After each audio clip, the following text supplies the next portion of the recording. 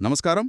ఈరోజు మనం భారతీయ reserve bank అంటే ఆర్బీఐ ఉపయోగించే మానిటరీ పాలసీ టూల్స్ గురించి కొంచెం లోతుగా మాట్లాడుకుందాం. నమస్కారం. మన దగ్గరున్న రీసెర్చ్ పేపర్స్, నోట్స్ ఆధారంగా ఈ చర్చ ఉంటుంది. ముఖ్యంగా కాంపిటీటివ్ ఎగ్జామ్స్కి ప్రిపేర్ అయ్యే వాళ్ళకి. అవును. వాళ్లకు ఈజీగా అర్థమయ్యేలా మంచి ఎగ్జాంపుల్స్తో సింపుల్గా చెప్పడమే మన టార్గెట్. కరెక్ట్. అవసరమైన చోట ఇంగ్లీష్ పదాలు కూడా వాడుకుందాం, ఎందుకంటే అవి కామన్ అయిపోయాయి కదా. తప్పకుండా. అసలు ఈ టూల్స్ ఎందుకంత ఇంపార్టెంట్? ఇవి మన ఎకానమీని, ఇన్ఫ్లేషన్ని, గ్రోత్ రేట్ని, చివరికి మన డైలీ లైఫ్ని కూడా ఎలా ఎఫెక్ట్ చేస్తాయో చూద్దాం. ఆర్బీఐ యాక్ట్ 1934 ప్రకారం వాళ్ల మెయిన్ రోల్ ద్రవ్యస్థిరత్వం కదా. ఖచ్చితంగా. మానిటరీ పాలసీ అనేది బేసిక్గా ఒక మ్యాక్రో ఎకనామిక్ పాలసీ టూల్. మన సెంట్రల్ బ్యాంక్ అంటే ఆర్బీఐ దీన్ని వాడుకుని మనీ సప్లైని కంట్రోల్ చేస్తుంది. మనీ సప్లైని కంట్రోల్ చేయడం? అవును. ధరల స్థిరత్వరు అంటే ఇన్ఫ్లేషన్ని కంట్రోల్లో ఉంచడం, అలాగే ఎకనామిక్ గ్రోత్కి సపోర్ట్ చేయడం, ఇవి మెయిన్ గోల్స్ అన్నమాట. అంటే ఆర్బీఐ ఈ లక్ష్యాలు చేరటానికి కొన్ని పద్ధతులు వాడుతుంది. వీటిని బ్రాడ్గా ఎలా డివైడ్ చేయొచ్చు? వీటిని మనం రెండు మెయిన్ కేటగిరీలుగా చూడొచ్చు.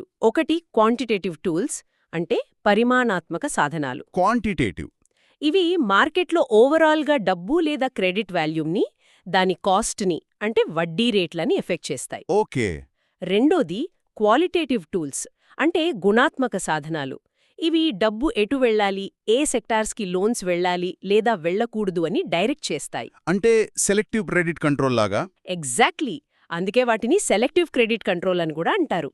క్రెడిట్ ఫ్లోని ఒక డైరెక్షన్కి మళ్లించడం. ఇంట్రెస్టింగ్గా ఉంది. ఫస్ట్ ఈ క్వాంటిటేటివ్ టూల్స్ గురించి చూద్దాం. ఇందులో బ్యాంక్ రేట్ ఒకటి కదా, దాని రోల్ ఏంటి? అవును. బ్యాంక్ రేట్ లేదా discount rate. Scheduled commercial banks SCBs తమ దగ్గరున్న బిల్స్ ఆఫ్ ఎక్స్చేంజ్ లాంటివి ఆర్బీఐ దగ్గర డిస్కౌంట్ లేదా రీడిస్కౌంట్ చేసుకునే రేట్ ఇది. ట్రెడిషనల్గా ఇది కొంచెం లాంగ్ టర్మ్ లిక్విడిటీకి సంబంధించిన రేటు.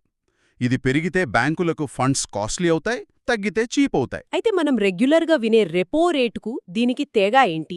రెండు ఆర్బీఐ నుంచి బ్యాంకులు డబ్బు తెచ్చుకునే రేట్లే కదా. మంచి పాయింట్. రెండూ రేట్లైనా వాటి అప్లికేషన్లో తేడా ఉంది. ఇప్పుడు మానిటరీ పాలసీని యాక్టివ్గా మేనేజ్ చేయడానికి ఆర్బీఐ మెయిన్గా రెపో రేట్నే వాడుతోంది. ఓకే, రెపోనే మెయిన్ ఇప్పుడు. అవును. అది షార్ట్ టర్మ్ లిక్విడిటీ అడ్జస్ట్మెంట్కి కీ. బ్యాంక్ రేట్ ఇంపార్టెన్స్ ఇప్పుడు తగ్గింది. ఇది ఎక్కువగా ఒక సిగ్నలింగ్ రేటుగా. సిగ్నలింగ్ రేటు అంటే పాలసీ డైరెక్షన్ ఎలా ఉందో చెప్పడానికి, ఇంకా కొన్ని రూల్స్ ఫాలో అవ్వకపోతే వేసే పెనాల్టీలకు లింక్ చేసి ఉంటుంది. ఉదాహరణకు ఎస్ఎల్ఆర్ మెయింటైన్ చేయకపోతే వేసే పెనాల్టీ రేట్ బ్యాంక్ రేట్తో ముడిపడి ఉంటుంది. అర్థమైంది. రెపో ఏమో డే టు డే ఆపరేషన్స్కి, బ్యాంక్ రేట్ ఒక బెంచ్ మార్క్ లాగా ఉందన్నమాట. సరే, ఇక రిజర్వ్ రిక్వైర్మెంట్ సంగతేంటి? సిఆర్ఆర్, ఎస్ఎల్ఆర్ అంటాం గదా. అవును. బ్యాంకులు వాళ్ళ డిపాజిట్లలో కొంత పర్సంటేజ్ని రిజర్వ్స్గా ఉంచాలి. ఇందులో ఫస్ట్ది క్యాష్ రిజర్వ్ రేషియో సిఆర్ఆర్. అంటే బ్యాంకులు వాళ్ళ total demand and time liabilities డిటిఎల్లో అంటే వాళ్ళ మొత్తం డిపాజిట్లలో ఆర్బీఐ చెప్పిన ఒక మినిమం పర్సంటేజ్ని క్యాష్ రూపంలో ఆర్బీఐ దగ్గర పెట్టాలి. ఓకే. దీనికి మినిమం మాక్సిమం లిమిట్ ఏమీ లేదు. ఆర్బీఐ ఎప్పటికప్పుడు మారుస్తుంది. ముఖ్యంగా ఈ సిఆర్ఆర్ అమౌంట్పై బ్యాంకులకు ఆర్బీఐ ఎలాంటి వడ్డీ ఇవ్వదు. వడ్డీ రాదా? మరి దీని ఎఫెక్ట్ ఎలా ఉంటుంది? సిఆర్ఆర్ పెంచితే బ్యాంకులు లోన్స్ తక్కువ ఇస్తాయా? ఖచ్చితంగా. సిఆర్ఆర్ పెంచారనుకోండి, బ్యాంకులు ఎక్కువ డబ్బుని ఆర్బీఐ దగ్గర లాక్ చెయ్యాలి. అప్పుడు వాళ్ళ దగ్గర లోన్స్ ఇవ్వడానికి తక్కువ డబ్బు ఉంటుంది. దానివల్ల మార్కెట్లో మనీ సప్లై తగ్గుతుంది. ఇది ఇన్ఫ్లేషన్ని కంట్రోల్ చేయడానికి హెల్ప్ అవుతుంది. మరి తగ్గిస్తే రివర్స్. బ్యాంకులకు ఎక్కువ డబ్బు అవైలబుల్గా ఉంటుంది, ఎక్కువ లోన్స్ ఇవ్వొచ్చు, ఎకనామిక్ యాక్టివిటీ పెరుగుతుంది. సరే, ఇక రెండోది స్టాట్యూటరీ లిక్విడిటీ రేషియో ఎస్ఎల్ఆర్. ఇది సిఆర్ఆర్ కన్నా ఎలా డిఫరెంట్? ఎస్ఎల్ఆర్ కూడా రిజర్వే, కానీ ఎస్ఎల్ఆర్ కింద బ్యాంకులు వాళ్ళ net demand and time liabilities ఎన్డీటీఎల్లో కొంత పర్సంటేజ్ని వాళ్ల దగ్గరే ఉంచుకోవాలి, ఆర్బీఐ దగ్గర కాదు. ఓ, వాళ్ల దగ్గరేనా? అవును. ఆ ఉంచుకోవాల్సింది కూడా క్యాష్ రూపంలో ఉండొచ్చు, గోల్డ్ రూపంలో ఉండొచ్చు, లేదా ఆర్బీఐ అప్రూవ్ చేసిన గవర్నమెంట్ సెక్యూరిటీస్ లాంటి లిక్విడ్ అసెట్స్ రూపంలో అయినా ఉండొచ్చు. అంటే గవర్నమెంట్ బాండ్స్, ట్రెజరీ బిల్స్ లాంటివి? కరెక్ట్. దీని రేంజ్ 0% నుంచి 40% వరకు ఉండొచ్చు. మరి దీని ఎఫెక్ట్ కూడా సిఆర్ఆర్ లాగేనా? ఎస్ఎల్ఆర్ మారిస్తే మనీ సప్లైపై సేమ్ ఇంపాక్ట్ ఉంటుందా? ఒకవేళ ఫాలో అవ్వకపోతే? అవును, ఇంపాక్ట్ సిమిలర్గానే ఉంటుంది. ఎస్ఎల్ఆర్ పెంచితే బ్యాంకులు ఎక్కువ ఫండ్స్ని ఈ అసెట్స్లో పెట్టాలి. లోన్స్ ఇవ్వడానికి తక్కువ డబ్బుంటుంది, సో మనీ సప్లై తగ్గుతుంది. ఓకే. తగ్గిస్తే బ్యాంకులకు లోన్స్ ఇవ్వడానికి ఎక్కువ ఫ్రీడమ్ వస్తుంది, మనీ సప్లై పెరుగుతుంది.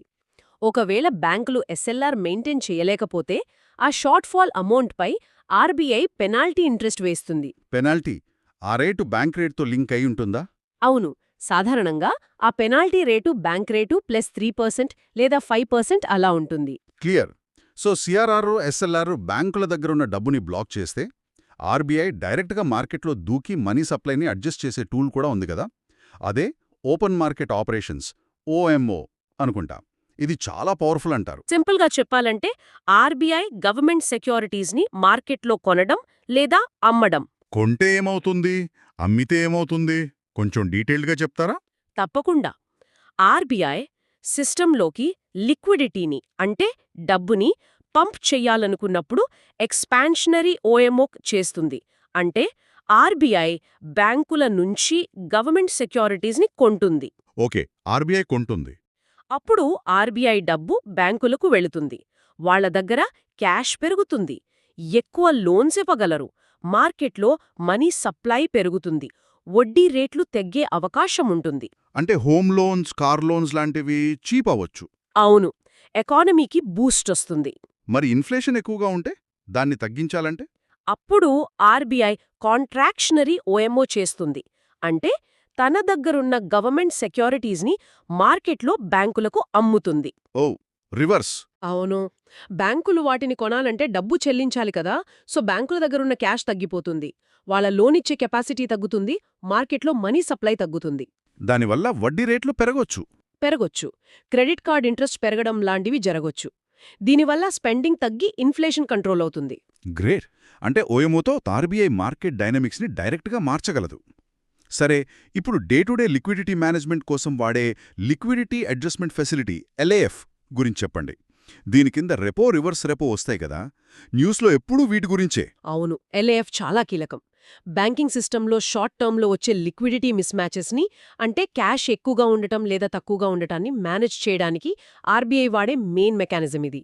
మీరు చెప్పినట్టు ఇందులో 2 ఇంపార్టెంట్ రేట్స్ ఉన్నాయి, repo rate, reverse repo rate. ముందుగా రెపో రేటు, ఇదే కదా ఇప్పుడు కీ పాలసీ రేట్. గవర్నమెంట్ సెక్యూరిటీస్ని ఆర్బీఐకి ఇచ్చి వాటిపై ఆర్బీఐ నుంచి short term, usually over night loans తీసుకునే వడ్డీ రేటు. Over night loans. ఇది బ్యాంకుల షార్ట్ టర్మ్ ఫండింగ్ కాస్ట్ని డిసైడ్ చేస్తుంది. ఈ రెపో రేటు మారితే కామన్ మ్యాన్ పై ఎఫెక్ట్ ఎలా ఉంటుంది? ఒక ఎగ్జాంపుల్. మంచి ప్రశ్న. ఆర్బీఐ రెపో రేటును తగ్గిస్తే బ్యాంకులకు ఆర్బీఐ నుంచి డబ్బు చీప్గా వస్తుంది. ఆ బెనిఫిట్ని వాళ్ళు కస్టమర్లకు పాస్ చేస్తారని ఎక్స్పెక్ట్ చేస్తారు. అంటే హోమ్ లోన్స్, కార్ లోన్స్ లేదా ఒక చిన్న బిజినెస్ మెన్ తీసుకునే లోన్ వడ్డీ తగ్గవచ్చు.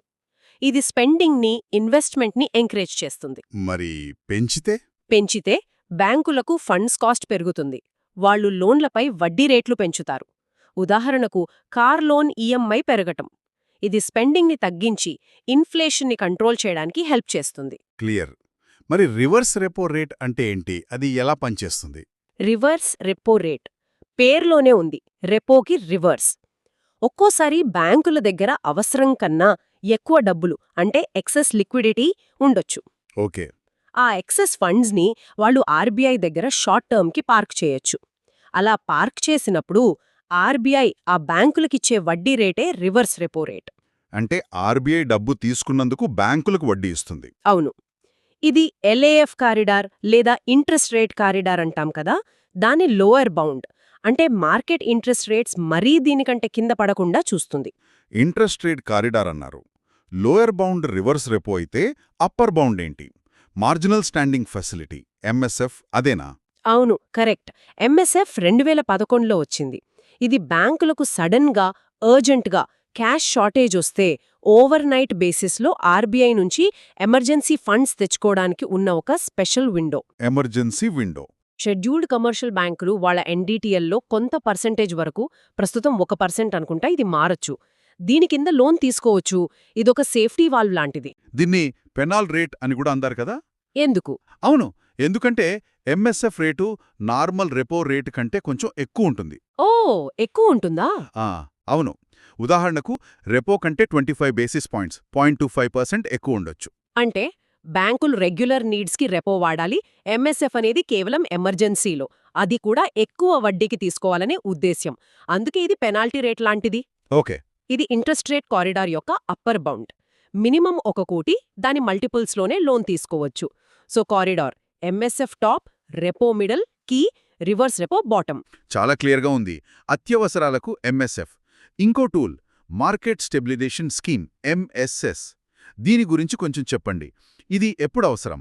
ఒక్కోసారి ఫారిన్ క్యాపిటల్ ఇన్ఫ్లోస్ ఎక్కువగా రావడం వల్ల సిస్టంలో సడన్గా ఎక్సెస్ లిక్విడిటీ పెరిగిపోతుంది. అంటే డాలర్లు ఎక్కువగా రావడం లాంటివి. అవును, అది ఇన్ఫ్లేషన్కి దారితీయొచ్చు. ఇలాంటి ఎక్సెస్ లిక్విడిటీని మార్కెట్ నుంచి తీసేయడానికి, అబ్జార్బ్ చేయడానికి ఆర్బీఐ ఈ ఎంఎస్ఎస్ని వాడుతుంది. ఎలా?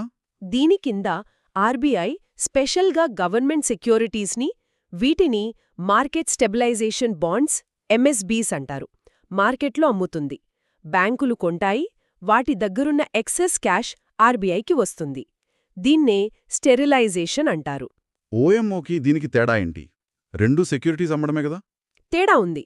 ఓఎంఓలో అమ్మినప్పుడు వచ్చే డబ్బు ప్రభుత్వానికి వెళ్తుంది, అది ప్రభుత్వ సెక్యూరిటీ కాబట్టి. కాని ఎంఎస్ఎస్ ద్వారా సేకరించిన డబ్బు ప్రభుత్వ ఖర్చులకు వాడరు, అది ఆర్బీఐ దగ్గరే సెపరేట్గా ఉంటుంది, లిక్విడిటీని మేనేజ్ చేయడానికే. Okay, got it.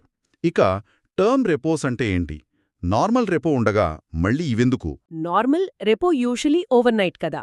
బ్యాంకులో కొంచెం లాంగర్ పీరియడ్కి, అంటే 7 రోజులు, 14 రోజులు, 28 రోజులు, ఇలాంటి టర్మ్స్కి కూడా ఫండ్స్ కావాల్సి వస్తుంది. అవును. దానికోసం 2013లో ఈ టర్మ్ రెపోలను ఇంట్రడ్యూస్ చేశారు. వీటి main aim inter bank term money మార్కెట్ని డెవలప్ చేయడం. దానివల్ల లాభమేంటి?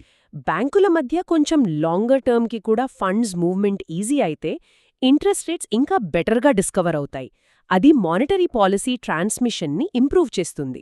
పాలసీ ట్రాన్స్మిషన్, ఇది ఇంపార్టెంట్ పదం. దీని గురించి మళ్ళీ మాట్లాడుకుందాం.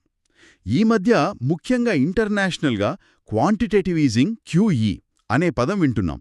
ఇది కూడా మానిటరీ పాలసీ టూలేనా? అవును, కానీ ఇది ఒక అన్కన్వెన్షనల్ టూల్, అంటే సాధారణంగా వాడేది కాదు. అన్కన్వెన్షనల్. అవును, చాలా సీరియస్ ఎకనామిక్ క్రైసిస్ టైంలో ఇంట్రెస్ట్ రేట్స్ ఆల్రెడీ జీరోకి దగ్గరగా ఉండి ఇంకా తగ్గించడానికి స్కోప్ లేనప్పుడు సెంట్రల్ బ్యాంక్స్ QEని వాడతాయి. ఏం చేస్తారు ఇందులో? సెంట్రల్ బ్యాంక్ చాలా లార్జ్ స్కేల్లో గవర్నమెంట్ బాండ్స్ లేదా వేరే ఫైనాన్షియల్ అసెట్స్ని మార్కెట్ నుంచి డైరెక్ట్గా కొంటుంది. లార్జ్ స్కేల్ అసెట్ పర్చేజెస్ అన్నమాట. ఓ, భారీగా కొంటారా? అవును, దీని టార్గెట్ బ్యాంకింగ్ సిస్టంలోకి డైరెక్ట్గా హ్యూజ్ అమౌంట్ ఆఫ్ లిక్విడిటీని ఇంజెక్ట్ చేయడం, లాంగ్ టర్మ్ ఇంట్రెస్ట్ రేట్స్ని కూడా కిందకి లాగడం, ఎకానమీని స్టిమ్యులేట్ చేయడం. ఉదాహరణకు 2008 క్రైసిస్ తర్వాత అమెరికాలో ఫెడరల్ రిజర్వ్ చేసింది ఇదేనా? ఎగ్జాక్ట్లీ. 2008 తర్వాత ఇంకా రీసెంట్గా కోవిడ్ టైంలో కూడా US fed, bank of England, European central bank లాంటివి పెద్ద ఎత్తున QE చేశాయి. దీనివల్ల ఉపయోగం ఉంది కానీ రిస్క్స్ కూడా ఉన్నాయా? తప్పకుండా. QE వల్ల అసెట్ ప్రైసెస్ బాగా పెరిగి బబుల్స్ క్రియేట్ అవ్వొచ్చని, వెల్త్ ఇన్ఈక్వాలిటీ పెరగొచ్చని క్రిటిసిజమ్స్ కూడా ఉన్నాయి. అర్థమైంది. ఇవన్నీ క్వాంటిటేటివ్ టూల్స్, అంటే డబ్బు క్వాంటిటీని, కాస్ట్ని ఎఫెక్ట్ చేసేవి. మరి క్రెడిట్ ఏ డైరెక్షన్లో వెళ్లాలో చెప్పే క్వాలిటేటివ్ టూల్స్ లేదా సెలెక్టివ్ క్రెడిట్ కంట్రోల్స్ గురించి చెప్పండి. ఇవి ఎలా పనిచేస్తాయి? ఈ టూల్స్ ఓవరాల్ క్రెడిట్ ఎంత ఉండాలి అనే దానికన్నా ఆ క్రెడిట్ ఎటు వెళ్ళాలి, ఏ సెక్టార్స్కి లోన్స్ ఈజీగా ఇవ్వాలి, ఏవి తగ్గించాలి అనే దానిపై ఫోకస్ చేస్తాయి. అంటే క్రెడిట్ క్వాలిటీని, డైరెక్షన్ని కంట్రోల్ చేయడం వీటి పని. అంటే మంచి క్రెడిట్, చెడు క్రెడిట్ లాగా వేరు చేయడం? ఒక రకంగా అంతే. ప్రొడక్టివ్ సెక్టార్స్కి ఎంకరేజ్ చేయడం, స్పెక్యులేటివ్ యాక్టివిటీస్కి డిస్కరేజ్ చేయడం లాంటివి. ఇందులో మెయిన్ ఏవి? మార్జిన్ రిక్వైర్మెంట్స్ ఒకటి కదా. అవును. మార్జిన్ అంటే మనం లోన్ కోసం కొలాటరల్గా పెట్టే సెక్యూరిటీ వాల్యూకి బ్యాంక్ యాక్చువల్గా ఇచ్చే లోన్ అమౌంట్కి మధ్య డిఫరెన్స్. ఓకే. ఉదాహరణకి ₹1,00,000 షేర్లపై 70% మార్జినుంటే బ్యాంకు 30,000 లోనిస్తుంది. ఆర్బీఐ కొన్ని సెన్సిటివ్ కమాడిటీస్ మీద స్పెక్యులేషన్ని తగ్గించాలనుకుంటే వాటిని కొలాటరల్గా పెట్టి తీసుకునే లోన్స్పై మార్జిన్ని పెంచుతుంది. దానివల్ల ఆ కమాడిటీస్ హోల్డింగ్కి లోన్స్ తీసుకోవడం తగ్గుతుంది. కరెక్ట్. క్రెడిట్ ఫ్లో ఆ వైపు తగ్గుతుంది. కన్జ్యూమర్ క్రెడిట్ రెగ్యులేషన్ అంటే ఇది ముఖ్యంగా కన్జ్యూమర్ డ్యూరబుల్స్, కార్లు, టీవీలు, ఫ్రిడ్జ్లు లాంటివి కొనడానికిచ్చే ఇన్స్టాల్మెంట్ క్రెడిట్ని రెగ్యులేట్ చేయడం. ఈఎంఐలో కొంటాం కదా అది. అవును. ఒకవేళ ఆ వస్తువులకు డిమాండ్ బాగా పెరిగి, ధరలు పెరిగి, ఇన్ఫ్లేషన్కి కారణమవుతుంటే ఆర్బీఐ ఆ లోన్లపై డౌన్ పేమెంట్ పెంచమని లేదా repayment period, number of installments తగ్గించమని బ్యాంకులను అడగొచ్చు. ఓకే, డిమాండ్ తగ్గించడానికన్నమాట. తాత్కాలికంగా. మరి మారల్ సుయేషన్ అంటే జస్ట్ నచ్చజెప్పడమేనా? ఒక రకంగా అంతే. ఇది అఫీషియల్ ఆర్డర్ కాదు. ఆర్బీఐ తన పాలసీ గోల్స్కి తగ్గట్టు నడుచుకోమని, కొన్ని సెక్టార్స్కి లోన్స్ ఇవ్వమని లేదా తగ్గించమని బ్యాంకులను రిక్వెస్ట్స్, సజెషన్స్, డిస్కషన్స్ ద్వారా ఒప్పించడానికి ట్రై చేస్తుంది. గవర్నర్ స్పీచ్లు, మీటింగ్స్ లాంటివి. అవును. ఆర్బీఐకి ఉన్న క్రెడిబిలిటీ వల్ల ఇది చాలాసార్లు పనిచేస్తుంది. మరి బ్యాంకులు వినకపోతే అప్పుడు ఆర్బీఐ ఏం చేస్తుంది? అప్పుడు డైరెక్ట్ యాక్షన్ తీసుకునే పవరుంది. ఇది చాలా రేర్గా వాడతారు. Direct action? అవును. మారల్ స్వేషన్ లేదా వేరే డైరెక్టివ్స్ ఫాలో అవ్వని ఆర్బీఐ పాలసీస్కి ఎగెనెస్ట్గా వెళ్తున్న బ్యాంకులపై ఆర్బీఐ స్టెప్స్ తీసుకోవచ్చు. ఉదాహరణకు, ఆ బ్యాంకుకు రీడిస్కౌంట్ ఫెసిలిటీ ఆపేయడం, ఇంకా లోన్స్ ఇవ్వకపోవడం, సీరియస్ కేసెస్లో పెనాల్టీలు వేయడం లాంటివి. ఓ, అది సీరియస్. ఇక క్రెడిట్ రేషనింగ్ లేదా క్రెడిట్ సీలింగ్ అంటే? ఇందులో ఆర్బీఐ బ్యాంకులు వేరియస్ సెక్టర్స్కి లేదా ఓవరాల్గా ఇవ్వగల లోన్ల అమౌంట్పై ఒక అప్పర్ లిమిట్ అంటే సీలింగ్ పెట్టచ్చు. అంటే ఈ సెక్టార్కి ఇంతకన్నా ఎక్కువ ఇవ్వద్దు అని చెప్పడం. అవును. కొన్ని సెక్టార్స్లో క్రెడిట్ బూమ్ అయిపోయి బబుల్స్ వచ్చే రిస్క్ ఉన్నప్పుడు ఇది హెల్ప్ అవుతుంది. ఫైనల్గా చాలా important priority sector lending, PSL. ఇది కూడా క్వాలిటేటివ్ టూలేనా? అవును. ఇది చాలా ఇంపార్టెంట్ క్వాలిటేటివ్ టూల్. దీనికి సోషియో ఎకనామిక్ యాంగిల్ కూడా ఉంది. దీని కింద బ్యాంకులు వాళ్ల total adjusted net bank credit ఏఎన్బీసీలో ఒక ఫిక్స్డ్ పర్సెంటేజ్ని, ప్రస్తుతం 40%, కొన్ని ప్రయారిటీ సెక్టర్స్కి కంపల్సరీగా లెండ్ చేయాలి. ప్రయారిటీ సెక్టర్స్ అంటే? సాధారణంగా agriculture, MSMEs, micro, small and medium enterprises, education loans, housing for poor, export credit, renewable energy లాంటివి ఉంటాయి. అంటే ఫైనాన్షియల్ ఇంక్లూజన్ గోల్ కూడా ఉంది. అవును. ఫైనాన్షియల్ ఇంక్లూజన్తో పాటు ఎకానమీకి కీలకమైన సెక్టర్స్కి క్రెడిట్ అందేలా చూడటం దీని మెయిన్ ఐడియా. చాలా బాగా ఎక్స్ప్లెయిన్ చేశారు. టూల్స్ అన్నీ తెలిసాయి. ఇప్పుడు కాంపిటీటివ్ ఎగ్జామ్స్ పాయింట్ ఆఫ్ వ్యూలో చూస్తే ఈ టాపిక్స్ని ఎలా అప్రోచ్ అవ్వాలి? దేని మీద ఎక్కువ కాన్సంట్రేట్ చేయాలి? మంచి ప్రశ్న. ఎగ్జామ్స్ కోసం కొన్ని విషయాలు key. First, quantitative, qualitative tools మధ్య డిఫరెన్స్ క్లియర్గా తెలియాలి. ఏది దేని కింద వస్తుందా గుర్తుండాలి. ఓకే, లిస్ట్ గుర్తుపెట్టుకోవాలి. రెండోది, key tools CRR, SLR, repo, reverse repo, MSF, bank rate definitions పర్ఫెక్ట్గా తెలియాలి. వాటి లేటెస్ట్ రేట్స్ ఎగ్జామ్కు ముందు చెక్ చేసుకోవాలి కూడా అడగొచ్చు. అంతేకాకుండా ఈ రేట్లు పెంచితే లేదా తగ్గిస్తే ఎకానమీపై ఎఫెక్ట్ ఎలా ఉంటుంది? అంటే మనీ సప్లై పెరుగుతుందా, తగ్గుతుందా? అది ఎక్స్పాన్షనరీనా లేక కాంట్రాక్షనరీనా? ఈ ఇంపాక్ట్స్ అర్థం చేసుకోవడం మస్ట్. ఖచ్చితంగా. LAF corridor structure, MSF top, repo middle, reverse repo bottom కూడా ఇంపార్టెంట్. అవును. అలాగే మానిటరీ పాలసీ ఎలా పనిచేస్తుంది, దాని ఎక్స్పాన్షనరీ, కాంట్రాక్షనరీ ఎఫెక్ట్స్, బ్యాంక్ రేట్కి, రెపో రేట్కి ఉన్న డిఫరెంట్ రోల్స్, ఇవన్నీ ఇంపార్టెంట్. కేవలం డెఫినిషన్స్ బట్టి పట్టడం కాకుండా అప్లికేషన్ అర్థం చేసుకోవాలి. అవును. ఒక సిచ్యువేషన్ ఇస్తే, హై ఇన్ఫ్లేషన్ లేదా స్లోడౌన్, ఆర్బీఐ ఏ టూల్ ఎందుకు వాడచ్చో అనలైజ్ చెయ్యగలగాలి. అన్నిటికన్నా ముఖ్యంగా మానిటరీ పాలసీ ట్రాన్స్మిషన్ మెకానిజం అనే కాన్సెప్ట్ని అర్థం చేసుకోవాలి. పాలసీ ట్రాన్స్మిషన్ అంటే ఆర్బీఐ ఒక పాలసీ రేటు మారిస్తే ఆ చేంజ్ ఫైనల్గా బ్యాంకుల ఇంట్రెస్ట్ రేట్స్ని, లోన్ అవైలబిలిటీని, ఇన్వెస్ట్మెంట్ని, కన్జంప్షన్ని, ఇన్ఫ్లేషన్ని, గ్రోత్ని, రియల్ ఎకానమీని ఎలా, ఎంత స్పీడ్గా ఎఫెక్ట్ చేస్తుందనే ప్రాసెస్. ఓకే, ఆ చైన్ రియాక్షన్ అన్నమాట. అవును. ఆ ప్రాసెస్లో ఏమైనా అడ్డంకులున్నాయా అనేది కూడా తెలియాలి. చాలా బాగా సమ్మరైజ్ చేశారు. ఈరోజు మనం ఆర్బీఐ వాడే డిఫరెంట్ మానిటరీ పాలసీ టూల్స్ గురించి, క్వాంటిటేటివ్, క్వాలిటేటివ్, అవి ఎలా పనిచేస్తాయి, వాటి ఎఫెక్ట్స్ ఏంటి అని చాలా ఎగ్జాంపుల్స్తో డీటెయిల్డ్గా డిస్కస్ చేశాం. కాంపిటేటివ్ ఎగ్జామ్స్కి ప్రిపేర్ అయ్యే వారికి ఇది క్లారిటీ ఇచ్చిందని ఆశిస్తున్నాం. ముగించే ముందు ఒక చిన్న పాయింట్. మనం డిస్కస్ చేసిన ఈ టూల్స్ థియరీలో ఎంత పవర్ఫుల్ అయినా రియల్ వరల్డ్లో, ముఖ్యంగా ఇండియా లాంటి కాంప్లెక్స్ ఎకానమీలో వాటి ట్రాన్స్మిషన్ అంటే వాటి ప్రభావం అనుకున్నంత ఫాస్ట్గా, కంప్లీట్గా ఉండకపోవచ్చు. ఎందుకు? దానికి చాలా రీజన్స్ ఉన్నాయి. మన ఫైనాన్షియల్ మార్కెట్స్ ఇంకా పూర్తిగా డెవలప్ అవ్వకపోవడం, బ్యాంకుల బ్యాలెన్స్ షీట్ల హెల్త్, గవర్నమెంట్ పాలసీల ఎఫెక్ట్, జనాల financial habits, organised unorganised sector differences ఇలా చాలా ఫ్యాక్టర్స్ ఆర్బీఐ యాక్షన్స్ గ్రౌండ్ లెవెల్కి చేరడాన్ని స్లో చెయ్యొచ్చు లేదా వీక్ చెయ్యొచ్చు. కరెక్ట్. థియరీకి ప్రాక్టీస్కి గ్యాప్ ఉంటుంది. అవును. సో ఈ థియరిటికల్ టూల్సు ప్రాక్టీస్లో ఎంత ఎఫెక్టివ్గా పనిచేస్తున్నాయి, ఇన్ఫ్లేషన్ గ్రోత్ టార్గెట్స్ రీచ్ అవ్వడంలో వాటి రియల్ రోల్ ఎంత, ఇది కంటిన్యూస్గా అనలైజ్ చేయాల్సిన, ఇంకా డీప్గా ఆలోచించాల్సిన విషయం. అవును, అది చాలా వ్యాలిడ్ పాయింట్. థియరీతో పాటు ప్రాక్టికల్ ఛాలెంజెస్ని కూడా గుర్తుంచుకోవాలి. మానిటరీ పాలసీ టూల్స్పై ఈ డీటెయిల్డ్ డిస్కషన్ ఇంతటితో ముగిసింది. ధన్యవాదాలు. ధన్యవాదాలు.